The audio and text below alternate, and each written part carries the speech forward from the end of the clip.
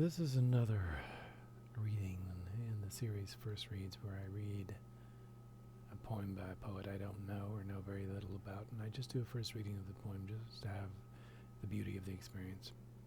I might completely misread it.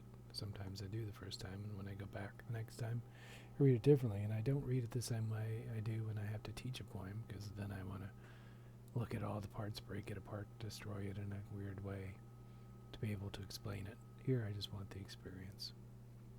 Just like looking at a beautiful scene. Bananas. This is from InvisibleCityLit.com. Bananas by Nancy Smith. I don't know Nancy Smith. Eat the grapes or plums. I should mention, I do look at the form of almost any poem that I read before I read it. I like form. I like to see how form works. And this one I look at, there's 3 stanzas. Double spaced. I don't get double spacing in poetry, but it's here. It could be the journal doing it. The form varies a lot, the line lengths vary a lot, so I'm not going to treat it like a traditional poem at all, like in terms of meter or anything like that. I'm just going to read it. Eat the grapes or the plums. Leave the bananas. It's really kind of choppy there, which is on purpose, I think.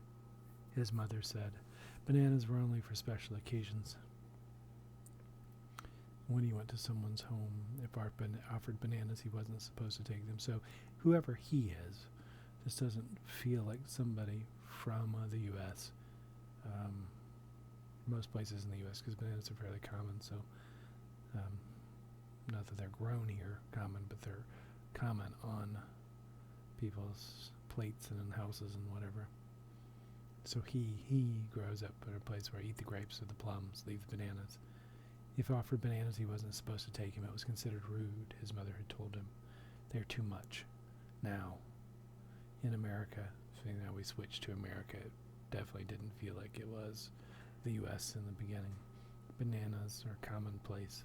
To me, they aren't even one of the better fruits, so this is the narrator speaking. The bananas wasn't even one of the better fruits. It's something not even considered that special, but for this it is special, and his mother stressed that to him.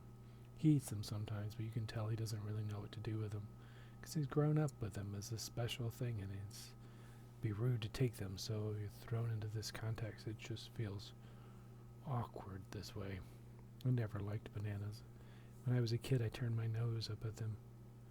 He was counting the days until he might get one. This difference in cultural perspectives here. The boy who wants one because he's special, and then this person who has an overabundance doesn't care. We let them go brown on the counter until my dad made banana bread or mushed them up in oatmeal. We brought a bright new bunch every week, so this buy new ones over and over, the kind of wealth of being able to buy new ones over and over versus this person for whom they are special.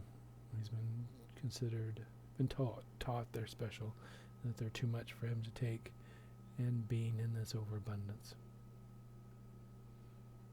Pretty straightforward poem. The language is not that complex or anything. The storyline's pretty straightforward as well. Not a whole lot of poetic techniques being played around with there. That's not criticism of any sense at all. Some poets like to do that. Some poets don't. And that's happening here. It's a fairly story, narrative-oriented thing.